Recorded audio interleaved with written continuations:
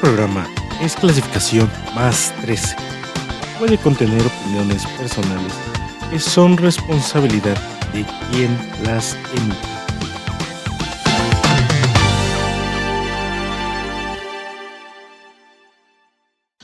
Hola, ¿qué tal? Yo soy Dan y el día de hoy nos encontramos con el doctor Alex Munguía, quien nos trae un tema muy interesante. ¿Qué son las epistemologías del sur? Vamos a descubrirlo en este episodio. Sin más preámbulos, desde Ciudad Universitaria BUAP, esto es La Frecuencia de los Amigos 2. Comenzamos. Hola, ¿qué tal mis queridos aluets? Sean bienvenidos a un nuevo episodio de La Frecuencia de los Amigos 2. Este es nuestro primer episodio, como se podrán dar cuenta, fuera del estudio de esta segunda temporada. Y el día de hoy nos acompaña una gran persona, quien es miembro del Sistema Nacional de Investigadores de México. Está aquí con nosotros el doctor Alex Munguía. Profe, buenas tardes. Gracias. ¿Cómo está y cómo se siente de regresar? Bueno, siempre es agradable el volver a actividades presenciales. Sin embargo, nunca estuvimos totalmente desligados, siempre había una comunicación, puesto que tenemos la fortuna de utilizar los medios, las redes, para tener comunicación permanente. Sí, exactamente. Y la verdad es que se siente de nuevo esa dinámica de estar otra vez de forma presencial. Para comenzar con este programa y para la gente que no lo sepa, ¿qué son las epistemologías del sur? Bueno, las epistemologías del sur, como toda visión crítica reflexiva, es un acto disruptivo y es un planteamiento de liberación. Creo yo que en la medida en la cual la gente asume con responsabilidad toda esa información que históricamente había sido hecha a un lado por intereses, por visiones inclusive eurocentristas, excluyentes, que hacían creer que el sur, ya sea físico o epistémico, es decir, el sur, los pobres o los excluidos o los que no participan en la elaboración de estos ejes culturales o económicos, políticos en el mundo, no pueden desarrollar ninguna alternativa, o no tienen alternativa para desarrollar alguna visión.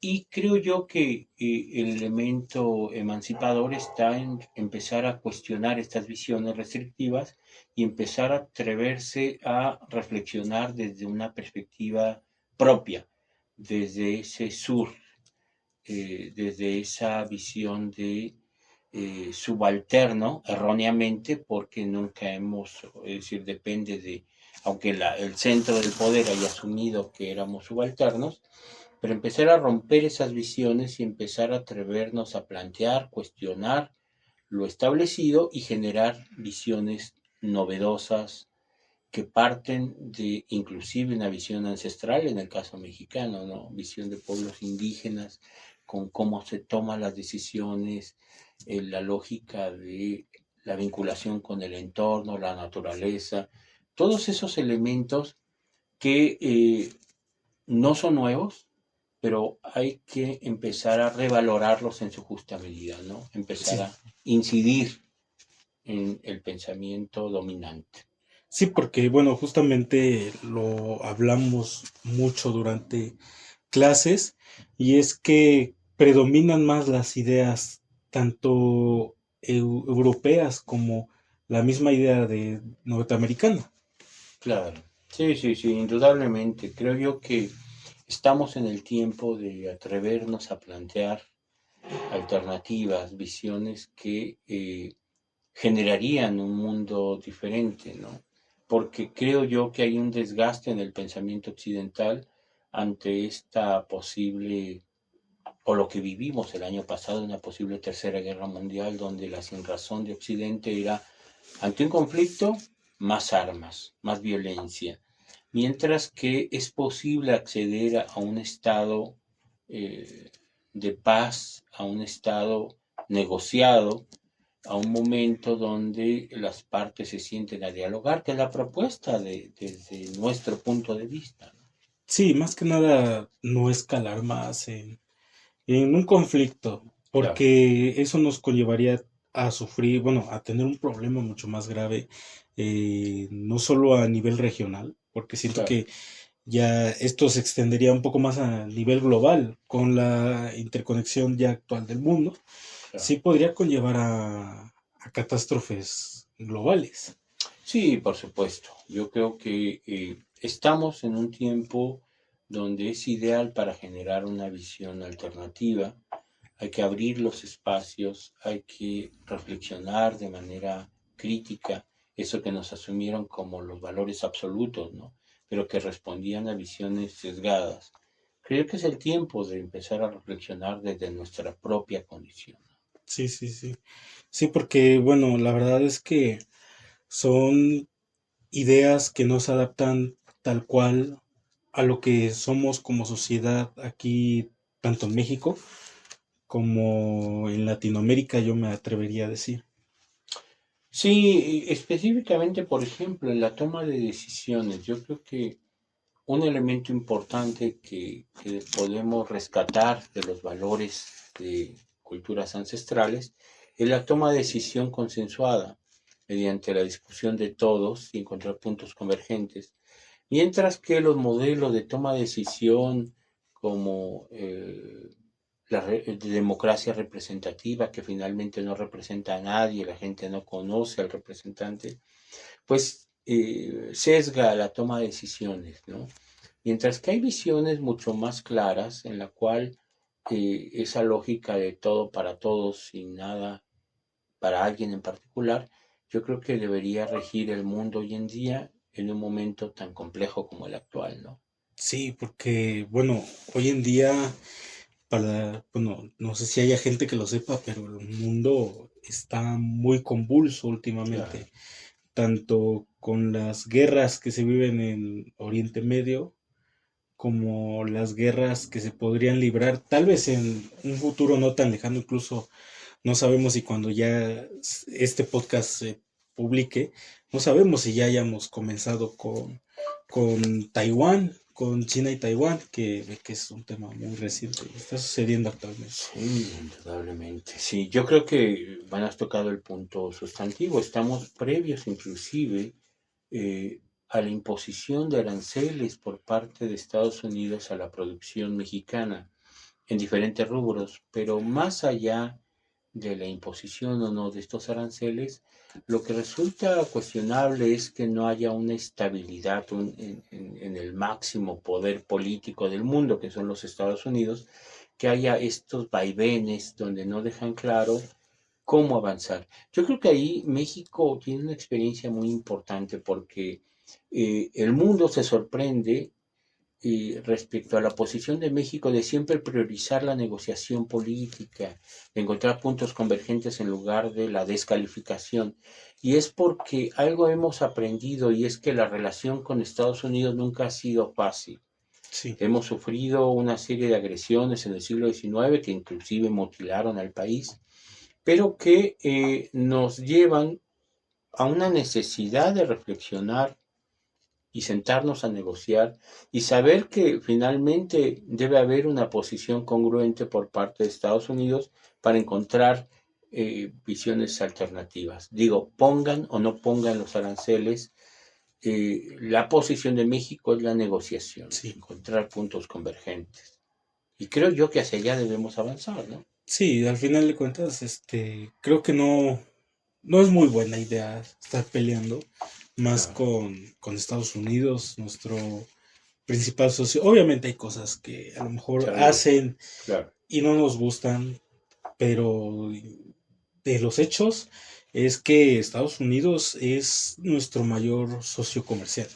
sí, indudablemente. Sí, cerca más del 80% de la producción mexicana se va hacia el mercado norteamericano. Entonces, la gente cuando dice, bueno, ¿y por qué no diversificar? Claro, es el objetivo, empezar a diversificar, pero esta concentración del comercio con Estados Unidos se debe por un proceso natural. Sí, Es sí, decir, por cualquier medio, carretera, el tren. traslado de bienes, eso es algo que se da de manera cercana. Podríamos tener un comercio más activo hacia el sur, pero no hay que olvidar que el sur, es decir, Guatemala, Honduras, Nicaragua, tiene una producción mucho más limitada por el tema de la dimensión inclusive de su población, de su mercado. Y entonces difícilmente el mercado mexicano podría encontrar el mismo mercado que encuentra el norte en el mercado hacia el sur. Indudablemente se tienen que diversificar las cosas, pero México no tira esta relación histórica comercial que ya se estableció, ¿no?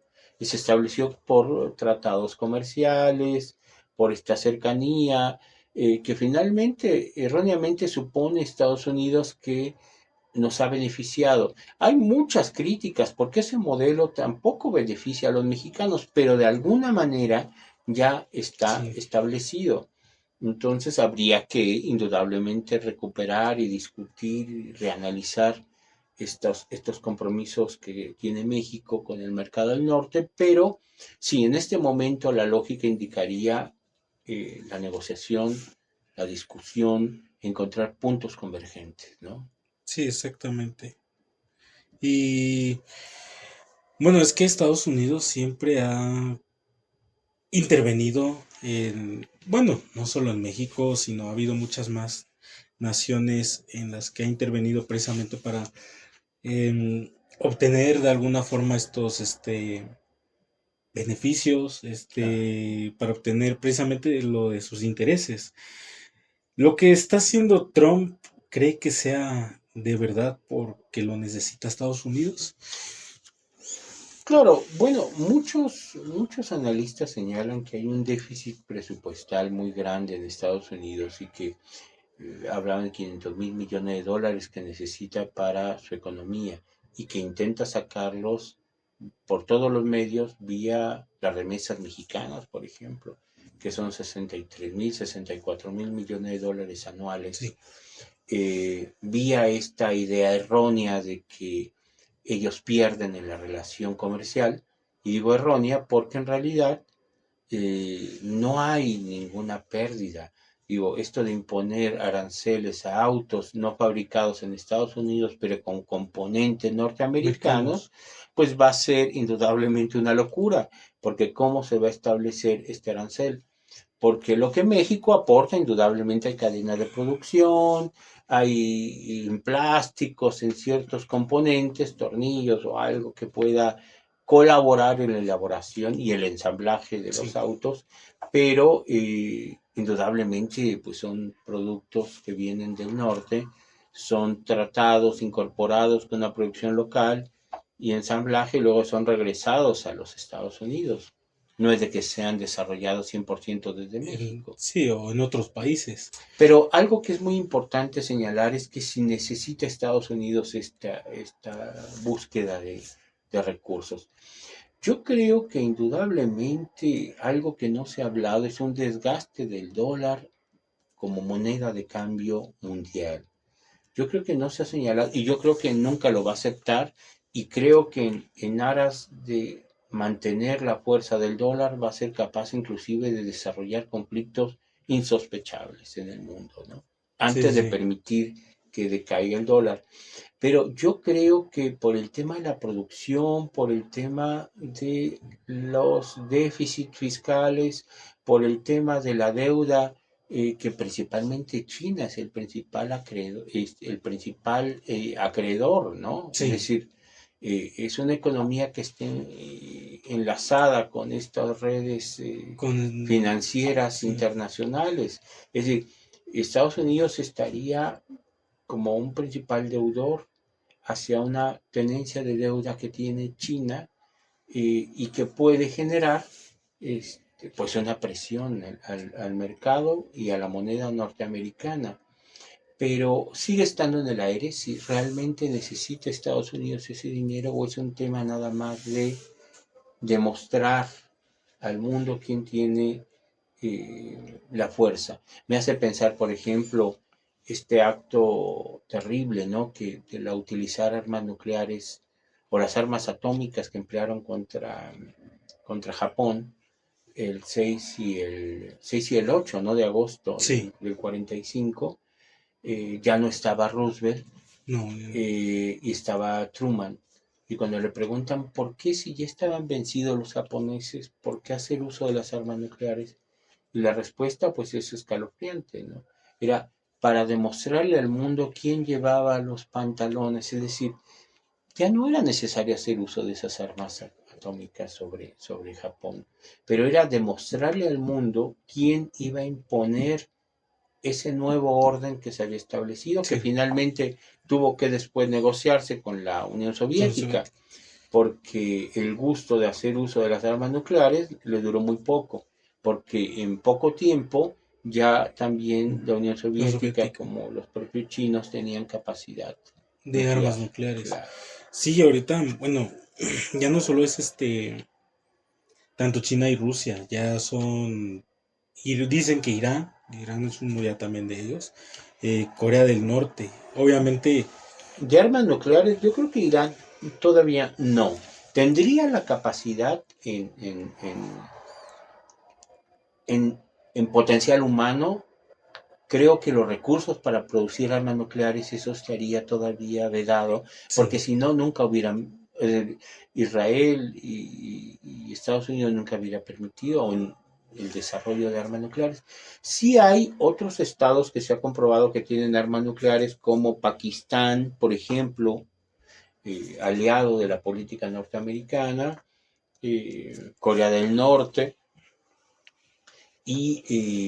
bueno, los europeos, Francia, tienen armas nucleares, pero con la India la tiene India armas también. nucleares, pero indudablemente pues el mundo se pone en la viabilidad del mundo en tela de juicio, se pone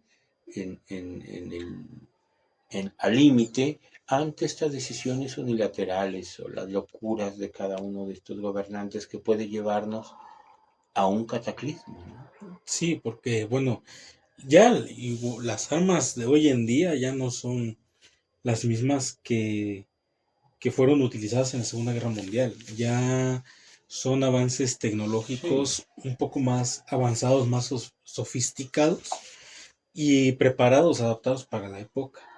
Por, por lo cual una tercera guerra mundial sí sería catastrófico. claro, claro, me recuerda a... Hay una novela, casi póstuma, ¿no? De Julio Verne, que se titula El Eterno Adán, donde la tesis fundamental, y mira que este hombre tuvo la capacidad de visualizar muchas realidades, ¿no? En el siglo Sí, XIX. Él, en El Eterno Adán, la tesis es que por cambios totales, catastróficos en el planeta, se han sucedido diferentes mundos, diferentes realidades humanas. Es decir, la tesis principal es de que hubo una civilización que fue destruida por un cataclismo y la nueva generación es una generación que vive como nosotros y tiene una hipótesis, ¿no? Porque eh, hay un barco que está a la altura de Acapulco y señala que en ese lugar debe haber existido Acapulco y ya nada más es mar, todo. ujú, O hay un grupo de amigos que están comiendo y bebiendo en Baja California. ¿Cómo sabía él sobre Rosarito? sí, Que sí, es el sí. nombre actual de esas playas de Rosarito Beach en Y Baja Baja California California. Norte. Y habla de él, de unas playas de Rosarito en México, y cómo el mar empieza a avanzar y se come gran parte del territorio nacional, puesto que la tesis de Julio Verne es que hay han existido cataclismos, lo cual convierte al ser humano o a la parte de la humanidad Sí. genética en un eterno Adán, es decir, un eterno ir y venir Ujú. como en una espiral. Y esto, más allá de algo anecdótico, pues nos debería preocupar porque significa que por la inconsistencia, la incapacidad de negociar, la incapacidad de encontrar puntos convergentes entre todos, nos ha llevado a lo largo de la humanidad al desarrollo de guerras y agresiones entre nosotros que casi destruyen todo lo que conocemos en el planeta, ¿no? Sí, justamente me viene un recuerdo de un, no me acuerdo si era un soldado de la Unión Soviética que recibió una alerta de un misil, que al final fue una alerta de un misil falso, que ese misil nunca existió y que gracias a él no se desató otro Es conflicto. correcto. Sí. Sí, que dudó y entonces puso en Ujú. tela de juicio que esa verdad o que esa aparente amenaza era un misil real, ¿no? Y Sí, sí, esta sí. duda salvó al planeta porque si otra persona actúa, hace accionar la respuesta por parte de la Unión Soviética, Y ¿no? no hubiese sido una respuesta porque en ningún momento habría habido un ataque Claro, claro, claro. Hubiera sido entonces el inicio de un de un conflicto. conflicto, sí, porque ya desde la perspectiva sería como que ellos Claro. fueron los agresores de porque Sí, era con Estados Unidos. claro, claro, claro. Sí, que es el enemigo histórico. Que lo ha señalado Rusia, que cualquier Sí, acción, los primeros en desaparecer serán los europeos. Entonces, haciendo una advertencia de algo que resulta una locura, y esto me trae a colación o trae aquí sobre la mesa algunas declaraciones que ha hecho el presidente francés la semana pasada y estas últimas semanas, donde se ha atrevido a decir que debe ponerse de rodillas a Rusia, que no ha eh, respetado la soberanía de Ucrania, siguen con este discurso, y que va a seguir apoyando militarmente a Ucrania, lo cual puede generar, es decir, es echar más leña al fuego, es generar mayores conflictos. Y la posición, por supuesto, de Rusia ha sido que deben recordar los franceses la experiencia de Napoleón en el intento para invadir Rusia, ¿no? Para sí. ponerlos en antecedente, quedaron congelados los efectivos del ejército de Mm. Napoleón, porque los climas extremos siempre son como un arma secreta De Rusia. de Rusia, ¿no? Sí, más que se encuentran en lo que es esta región de Siberia. Claro, Siberia y en muchas partes con temperatura de 45, 46, 50 grados bajo cero, Bajo lo cero. cual hace que se cristalice cualquier líquido, ¿no? Sí, no, la verdad es que o sea, es muy interesante eso porque eso nos puede conllevar a entender un poco más el mundo actual, más para la gente que está viendo este podcast, si no lo sabe, puede llevarlos a resolver algunas dudas que tienen sobre las cuestiones políticas en el mundo, porque a veces no es fácil y hay mucha gente que luego me lo pregunta cuando vemos noticias o estamos hablando de estos temas precisamente, y es que hay cosas que no entienden de los conflictos, como por qué ocurren. Y yo siempre he comentado que justamente siento que en estos momentos estamos viviendo un nuevo periodo entre guerras, como el que se vivió Claro, en en la pausa, bueno, en el fin de la Primera para la Segunda Guerra Mundial. claro. O en la llamada Guerra Fría, ¿no? En la Sí, segunda Guerra mitad Fría. del siglo XX. O sea, esos momentos de impas donde no sabes cuál va a ser el destino de la humanidad, por supuesto, estaríamos hablando de una nueva Guerra Fría. Es decir, pero ahora en lugar de dos actores serían tres actores claramente definidos, ¿no? En el caso de la capacidad económica, comercial y, no se ha señalado, militar, China, la capacidad nuclear histórica de Rusia y la capacidad económica, política y militar de los Estados Unidos, lo cual haría una triada y sería un momento de impas, una nueva guerra fría trilateral. Trilateral, porque ya no es solo Estados Unidos Estados Unidos y y Rusia o Rusia, lo que fue la la Unión Unión Soviética en Soviética. aquel momento. Pero es muy interesante, la verdad, cómo igual estas mismas ideas de estas ideas norteamericanas y un poco europeas han conllevado a conflictos. Claro. Y bueno, más esto que dice el presidente de Francia puede conllevar a un conflicto. Sí, indudablemente, indudablemente. La respuesta de Putin, el presidente de Rusia, ha sido pues moderada porque cualquier otro actor hubiera actuado mucho, muy duro, ¿no? Porque es una agresión a todas luces por parte de Francia, ¿no? El señalar que quiere poner de rodillas a un actor, además no toma la dimensión de a quién se está refiriendo. Francia, que siempre estaba acostumbrada a humillar a sus excolonias, a imponer sus intereses, pero en este caso la presencia de Rusia no es cualquier país y se lo ha hecho ver. Es decir, sería el inicio de un conflicto de carácter planetario, ¿no?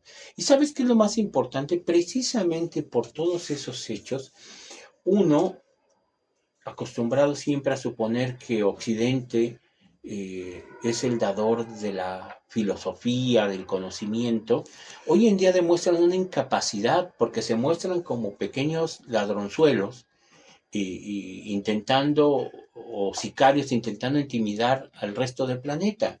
La posición en el caso mexicano es una posición muy importante que debería ser seguida por todos, ¿no?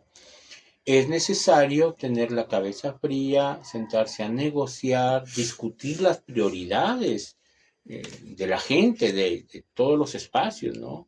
Porque suponemos que la gente, todos viven perfectamente bien en estos países desarrollados y en realidad hay bolsones de exclusión también, de pobreza, y que ellos no están dispuestos a ser llevados a un conflicto de carácter planetario. Pero en el caso mexicano, de recurrir a la negociación es un elemento que lo ha señalado en diferentes momentos, ¿no? Más estos últimos dos gobiernos han estado preocupados por recuperar el carácter conciliador de la política exterior mexicana y en este caso lo demuestra, ¿no? Venga quien venga, la propuesta es negociar, sentarse a evaluar el escenario y encontrar puntos convergentes. Yo creo, y también sobre esto apuesto, yo creo que esta crisis actual debe solucionarse, deben encontrarse caminos, pero estos caminos son bajo otra perspectiva, es decir, romper paradigmas. El paradigma de la violencia o de la guerra total o absoluta es una locura, no deja un saldo positivo, y creo yo que el paradigma actual puede ser el de la negociación, negociación y más negociación. Sí, claro, y bueno, o sea, más que nada no traerá ningún conflicto. Siempre la diplomacia ha demostrado que ha logrado hacer muchas acciones buenas en el mundo. Obviamente en ocasiones hay un trasfondo muy trágico Claro. para poder llegar a una a una a un diálogo verdadero, como justamente cuando sucedió esto, yo me sorprendí mucho de ver qué estaba pasando con el gobierno de Estados Unidos, con cómo se pelea ahí enfrente de los medios con el presidente de Ucrania. O sea, fue algo muy sorprendente porque nunca, menos nunca se había difundido. Posiblemente lo habían hecho anteriormente, y yo creo que ya está mucho más, y gritarse y todo, pero nunca lo habíamos visualizado como ahora, ¿no?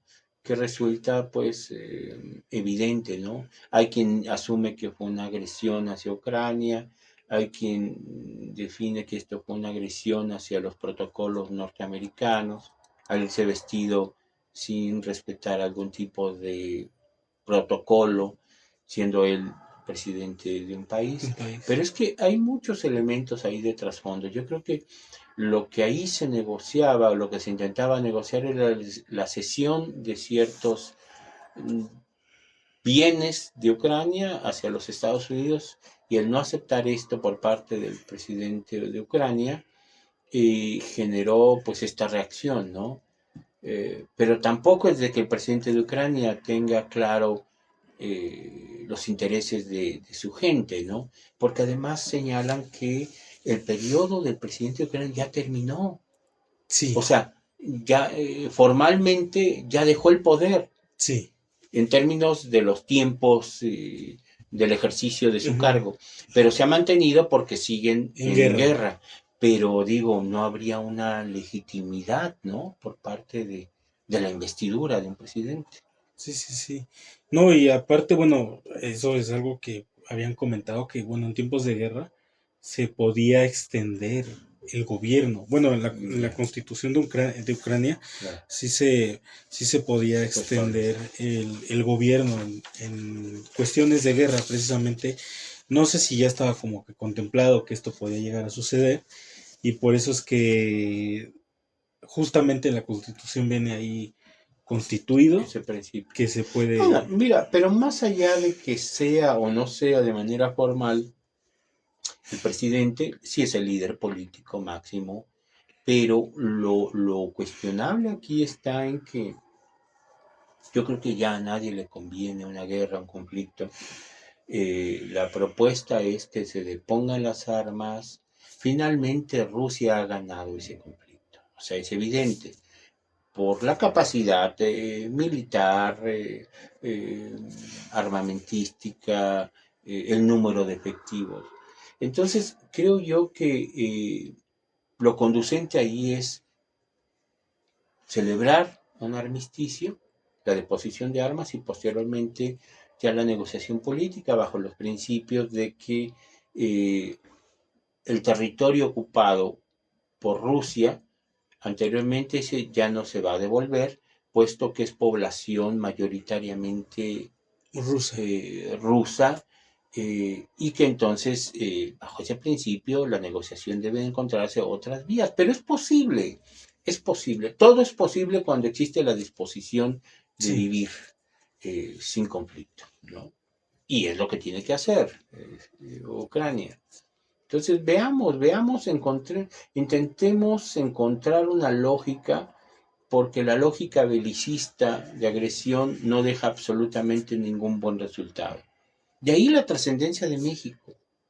De ahí la posición de que hay que negociar, hay que encontrar puntos convergentes para inhibir un posible conflicto de carácter universal.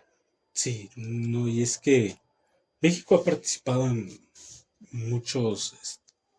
muchas pláticas, y una de ellas fue el Tratado de Tlatelolco, que fue para que todo lo que es esta región de Latinoamérica no hubiera armamento nuclear, Claro.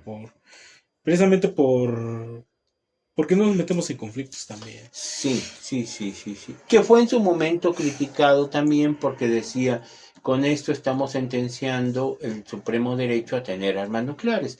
Pero es que indudablemente, a ver, quien tiene armas es para usarse, lo cual genera un conflicto mayúsculo o queda latente. Claro, tenemos a un Estado como los Estados Unidos, que es el principal proveedor De armamento. de armamento en el planeta. Pero la posición, yo creo que por eso se ganó el Premio Nobel de la Paz, el negociador mexicano García Robles, ¿no? Eh, por la propuesta de este tratado de exclusión de armas nucleares en América Latina. Y creo que en términos generales es apropiado. México tiene una historia siempre, por todo lo que sufrimos en el siglo XIX y siglo XX, ¿no? Agresiones, intentos de desestabilizar al Estado, humillaciones, a manos inclusive del vecino del norte, ¿no? Sí, Como el conflicto en el 14, en el siglo XX, ¿no? De la ocupación de Veracruz, exigiendo una restitución del honor al no haber sido honrada su bandera en un momento tan complejo de México como el proceso revolucionario, revolucionario. que no se iba a doblegar ante peticiones ejército norteamericano, ¿no? Sí, Pero sí, yo creo que las acciones en pro de una paz son bienvenidas. Todo aquello que abone a la negociación política es bienvenido y que eh, tenemos que empezar a generar. Yo creo que estos momentos de crisis nos obligan a empezar a reflexionar sobre alternativas en mercados comerciales, en la posición de México en el planeta, en el mundo, no nada más en el ámbito regional. ¿Qué tiene que ver con esa visión? Paz, negociación, negociación para alcanzar o la búsqueda incesante de una de una paz. paz. Sí, efectivamente. Justamente este año se cumplen, si no me equivoco, 100 años del Partido Comunista de China. Uno de los principales objetivos para el gobierno del presidente Xi ha sido Taiwán y en varias ocasiones lo dijo Biden y no solo Biden, sino que últimamente el gobierno de Trump también ha Claro, estado hablando mucho del tema. El tema es un polvorín. El tema es claro, actualmente es un polvorín en el mundo porque podría desencadenar una guerra. Muchos especialistas claro. dicen que al China intentar Recuperar. recuperar Taiwán, podría abrirse la puerta a un nuevo conflicto Claro, mundial. claro. ¿Usted cree que tenga China la necesidad o sienta que es el momento adecuado para hacerlo? Claro, ahí es una enorme incógnita, ¿no? Porque China tiene la intención, y así lo ha señalado, de recuperar Taiwán, puesto que esta lógica de colonización de estas islas como Hong Kong, posteriormente este apoyo occidental a Taiwán para romper la hegemonía del territorio chino, pues resulta una herida para el pensamiento y la lógica política de China, que para ellos, desde una perspectiva milenaria, finalmente Taiwán debe volver a China. Sí, Cuando, siguiendo inclusive la lógica confuciana, ¿no? La lógica ancestral budista, ellos encontrarán el momento idóneo. Las consecuencias para la humanidad serán desastrosas si Estados Unidos se resiste a esta recuperación por parte de China. Y digo, será desastrosa porque hay algo que deben reconocer. Y yo creo que de alguna manera ciertos analistas lo tienen claro, pero eh, tanto Rusia como China, su visión política no es de doblegarse. sí, Antes se mueren en la raya, antes que permitir la humillación. O sea, son visiones históricas, ¿no? Que hay que conocer. O sea, no son países a los cuales se pueda intimidar. O sea, no son sociedades acostumbradas se han sufrido mucho, sí, tanto los rusos como los chinos, pero su visión de vida es no dejarse vencer o sí, humillar. Antes muertos que permitir una una humillación. humillación. Entonces, siguiendo esa lógica, un conflicto irremediablemente va a generar consecuencias terribles para la humanidad si Estados Unidos interviene En al el inhibir, conflicto. claro, de recuperación de Taiwán. Sí, justamente algo que yo me venía acordando justo ahorita.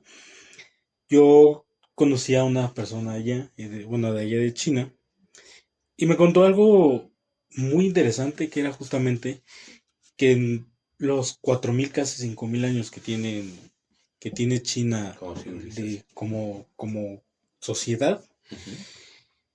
que en todos esos años siempre fueron humillados por todo tipo de potencias de aquel tiempo, que hoy en día ellos se sienten poderosos y sienten que si los vuelven a humillar van a volver a ese pasado en el cual es un pasado muy doloroso. Es un pasado muy Claro, doloroso para ellos y no lo pueden permitir, claro, justamente. claro.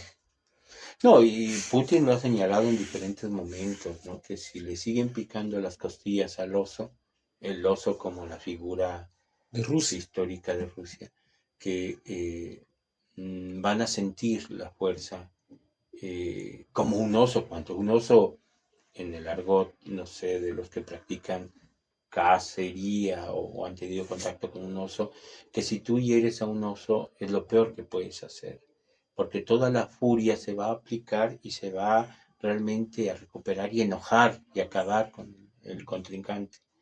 Es decir, la lógica para un cazador es la de la muerte real del oso, De los, sí, porque lastimarlo únicamente genera una respuesta violenta. sumamente violenta, ¿no? Sí, Entonces, exactamente. claro, o sea, tal vez es una locura, pero el tener al mundo en una posición previa a un conflicto de carácter nuclear sería una irresponsabilidad de todos los actores, ¿no?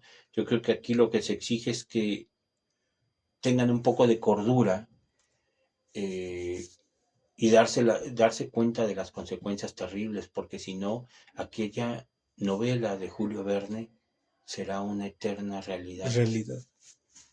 La siguiente guerra será palos y piedras, porque la destrucción será generalizada, ¿no? Sí. Entonces, sobre esto debemos reflexionar, ¿no?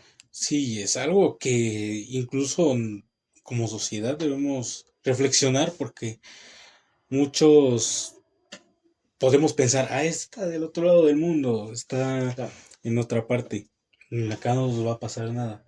Pero así como lo vimos con la pandemia de coronavirus, claro, aunque esté del otro lado, eso no significa que claro, en algún momento lo vayamos a sentir. Obviamente ya dependerá de con qué fuerza lo llegamos a sentir, pero claro. indudablemente sí va a llegar un momento en el que todo esto nos va a repercutir.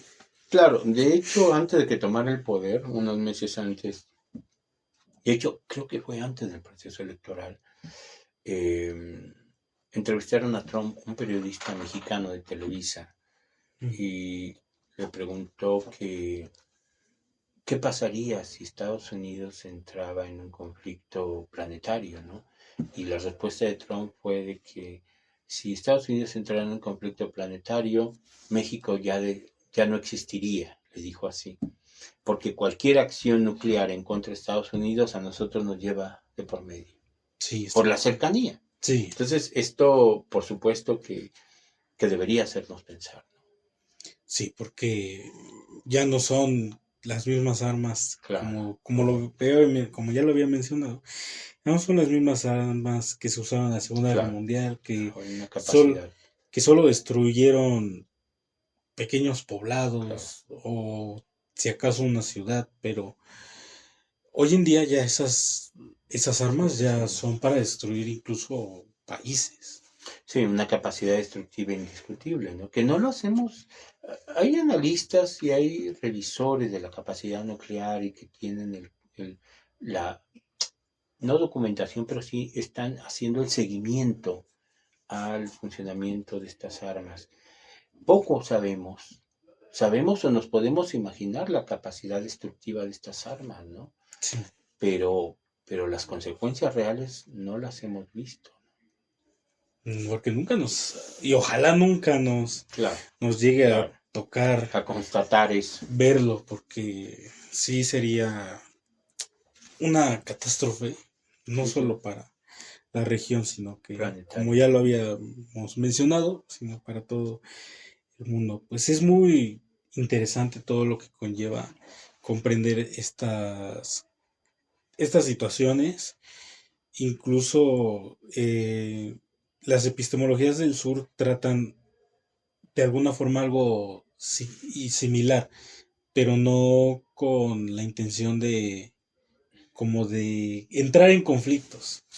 Claro, sí, es un terremoto, pero de las ideas, Sí, para transformar las visiones, para empoderar Se suma con un pensamiento, inclusive pensamiento decolonial, empezar a atreverse a pensar, a encontrar alternativas desde nuestra propia realidad concreta, ¿no? Es decir, es un pensamiento emancipador. Los pensamientos emancipadores deben unirse para generar unas visiones reflexivas y alternativas ante el avasallamiento de lo que hemos visto, nuestras posiciones irracionales de Occidente, de usar las armas a toda costa y generar mayor violencia. Creo que ahora el sur demuestra una mayor capacidad para encontrar puntos convergentes de negociación política.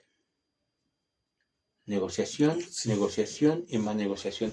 Y claro, epistemología del sur, como cualquier otra visión crítica, eh, debe sumarse, ¿no?, a una eh, visión que genera alternativas respecto a la realidad que estamos viviendo.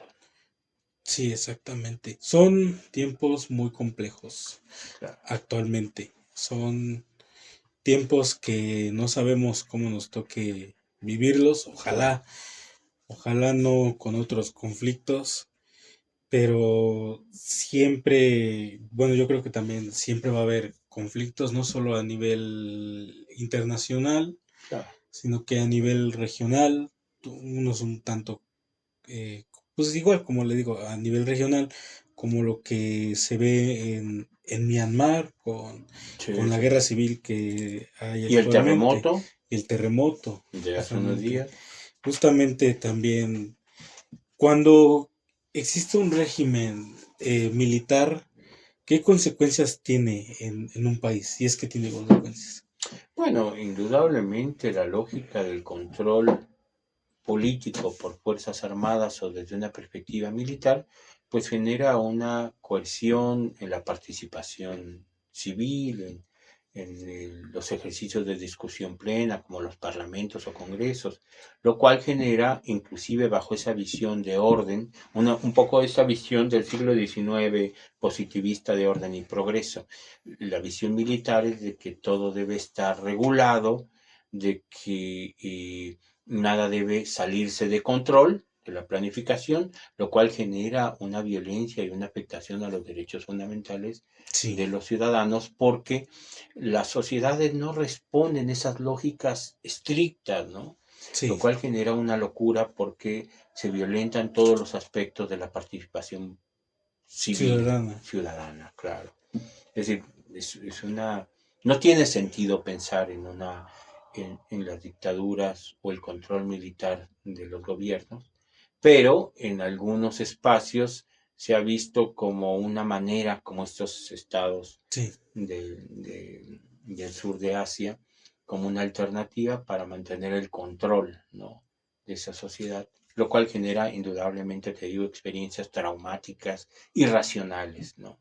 Si ya de por sí el pensamiento político civil genera enormes errores y problemas y sí, contradicciones, ahora sumemos una visión recalcitrante, limitada, encuadrada en un marco planificado bajo la figura militar, militar. ¿no? Y justamente también algo que me había llamado la atención estos días cuando fue lo del terremoto allá en Myanmar, fue que normalmente no piden ayuda. Son gobiernos que dicen ser autosuficientes. Claro. Pero en el caso de Myanmar, se puede decir que ya está muy debilitado el régimen actual.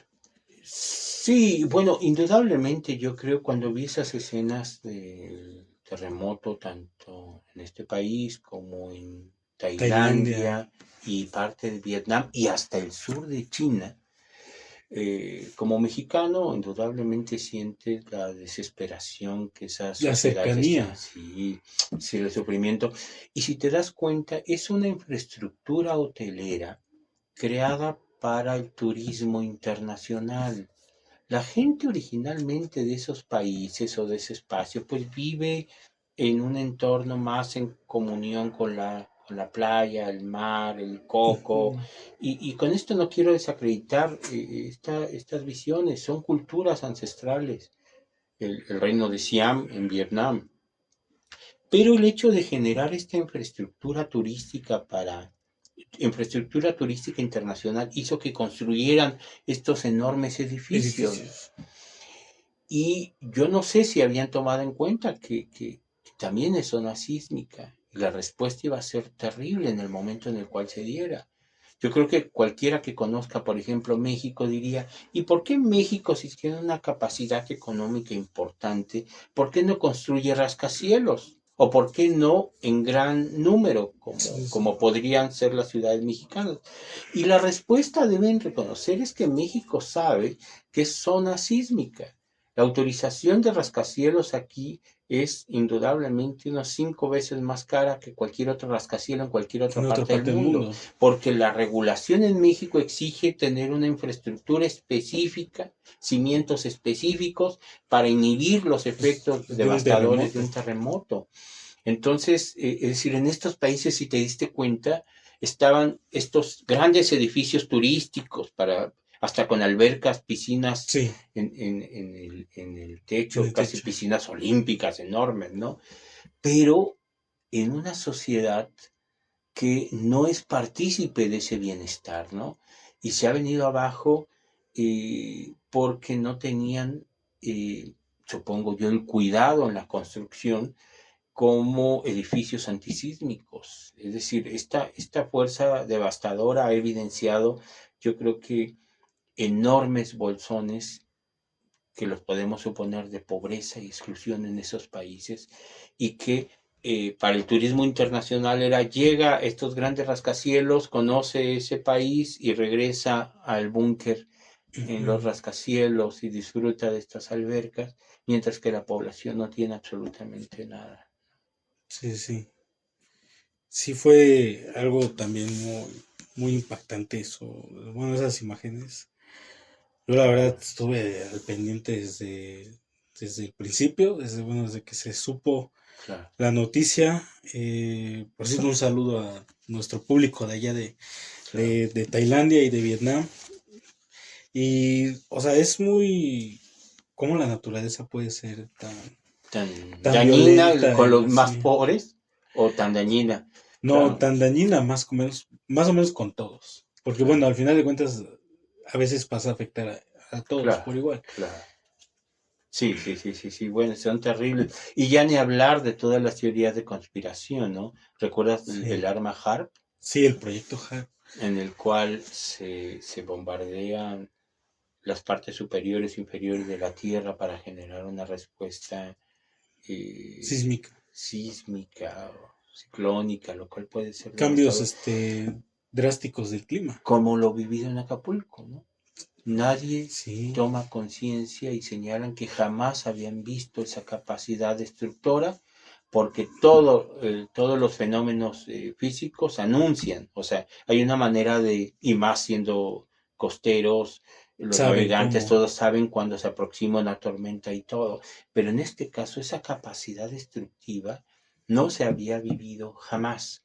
Entonces, digo, queda para los que pueden trabajar estas teorías de conspiración sobre cómo o por qué desarrollar una capacidad destructiva de este tipo en espacios específicos, ¿no? Sí. Cercanos, por ejemplo, a China. Sí. Que finalmente yo creo que, como tú lo señalaste, estos países, aunque no soliciten ayuda, indudablemente exige una respuesta, un apoyo, porque esas personas enterradas en los diferentes espacios es una experiencia que México conoce, ¿no? Porque lo vivimos en carne propia. Lo complejo, lo difícil que es recuperar o buscar vidas todavía en esos edificios, iniciar la recuperación, abrir esas losas, es algo realmente tortuoso, ¿no? Sí, y exactamente, y es algo que aquí conocemos muy bien. Yo recuerdo que en 2000, cuando fue el terremoto de 2017, me tocó ir a Atlisco, a la zona de Atlisco, por parte de Cruz Roja. Me acuerdo que nos metieron a una casa, pero la casa estaba partida, destruida a la mitad. Tenía una grieta gigante que podía ver el sol. teníamos que sacar a un adulto mayor. Claro. Y recuerdo que después de que lo sacamos, se vino abajo el techo. Wow. O sea que hasta ustedes pudieran haber Sí, sido. nos pudimos haber quedado ahí. Claro. Sí. No, son cosas impactantes. Y sí puede ser que se haya creado este tipo de armamento. Uno ya no sabe. Porque Sí. Estados Unidos tiene muchas teorías de conspiración. Que al final de cuentas uno ya no sabe si lo que dicen es verdad o ya Claro. nada más por su conveniencia.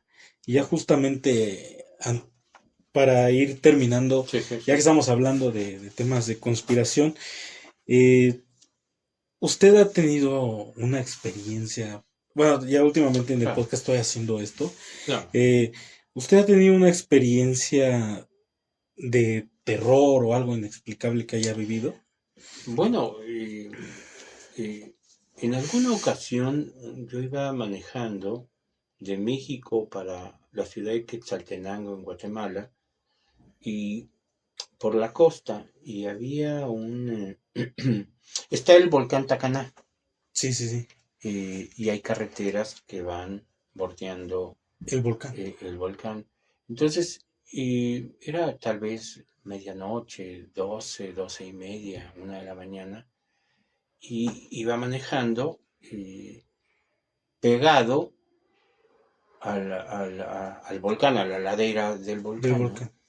Entonces, percibí como si fuera este mismo edificio de posgrado. Ujú. Uno pierde la dimensión, unos que 15, 5 kilómetros tal vez, ok, pero son 5.000 metros, ¿no? 5000 metros. Tal vez menos, unos 2 kilómetros, unos 2.000 metros. El caso es que se veía enorme pasando sobre. Porque empezaron a fallar los niveles del auto. O sea, la Ujú, batería marcaba cero, la gasolina cero, y esta estructura iba con muchas luces, ¿no? ujú. Yo pensé en su momento que pudo haber sido un helicóptero o un avión que inclusive de manera peligrosa se aproxima a esa distancia que debe ser mucho más alta, pero uno pierde la dimensión, y esperaba escuchar algún tipo de explosión y todo, pero curiosamente cuando vi mis niveles volteé a ver y esto estaba ahí, pero cuando pasa y yo pierdo la visión de esa estructura al fijarme en los niveles del auto. Yo en ese momento pensé, bueno, pase lo que pase, me pego a la ladera del volcán Ujú. al día de mañana, ya que solicitar ayuda ante los niveles de De gasolina y gasolina. de la batería, ¿no? En medio de la nada, pero me quedé esperando pues en la noche, ¿no? Y nunca hubo algún tipo de explosión Mm. o sonido o algo que uno visualizara como que algo se hubiera caído, un helicóptero o algo. Y curiosamente cuando eso pasó, cuando lo perdí yo de vista, volvieron los niveles Del auto. del auto. O sea, la batería volvió a reactivarse y volvió a marcar Que estaba lleno gasolina, también. sí. Eso, pues, digo, son cosas inexplicables, ¿no? Porque siempre queda la imagen de qué pudo haber sido eso, que Ujú. además eran luces de diferentes colores, ¿no? En un edificio, digo, no es fácil ver un edificio volando, ¿no? Sí, sí. Y además en la oscuridad absoluta, ¿no? Entonces, Como un sí, ovni. como un Como un ovni, que el ovni. ovni es un objeto no identificado, ¿no? ¿Qué se sabe? No se sabe, puede tener orígenes, eh, literalmente extraterrestres, puede ser un arma de guerra, puede ser Sí. la prueba de algún tipo de instrumento de control, no lo sabemos, pero indudablemente pues siempre queda ahí la experiencia, ¿no? Sí, más que nada fue algo muy extraño y en un Claro. volcán En también. un En un volcán, volcán. además, claro. Sí. No, sí me imagino. No sé, yo quería en esa situación. Ah, ah. Bueno, primero intenta salvar tu vida. Si te quedas sin nada, en medio de la noche, si te quedas en ese lugar, en la carretera, te puede llegar un tráiler o cualquier otro auto Y te que al no choca. ver tus luces y te choca y te manda al desfiladero. Lo que intenté hacer ahí era pegarme, recargarme totalmente de la ladera del volcán hasta el día Siguiente. ya amanecer y ya poderse mover, pero finalmente pues todo se recuperó. No. Qué, qué interesante, más porque, bueno, sí, bueno, yo a duras penas lidio con fantasmas, pero un fenómeno casi del fenómeno ovni sí es más complejo, o debe de ser más complejo, eso creo yo. Sí, sí. Yo la verdad no soy un experto en eso. Pero bueno, profe, No, pues es un muchas gusto, gracias por haber poder estado reflexionar sobre esto. nuevamente aquí. Sin duda alguna fue un tema muy, pero muy interesante. Aprendimos Qué mucho bueno. y yo espero que así como yo aprendí un poco más, puedan ustedes aprender en este episodio, que la verdad es que es muy interesante cómo se maneja el mundo, Claro. que bueno, no mucha gente no conoce cómo se maneja el mundo ni cómo son estos procesos históricos o procesos de gobiernos prácticamente. Claro. Pero pues, profe, muchas No, gracias, de pues es verdad. un gusto. Muchas Gracias. gracias y recuerden que yo soy Dan y nos vemos en un próximo episodio.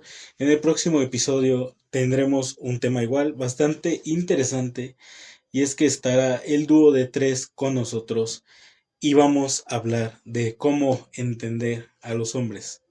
No me pregunten porque yo no sé tampoco cómo va a ser ese tema, pero espero que les guste. Muchas gracias y nos vemos. Bien. Este programa fue una producción de Bien Studios.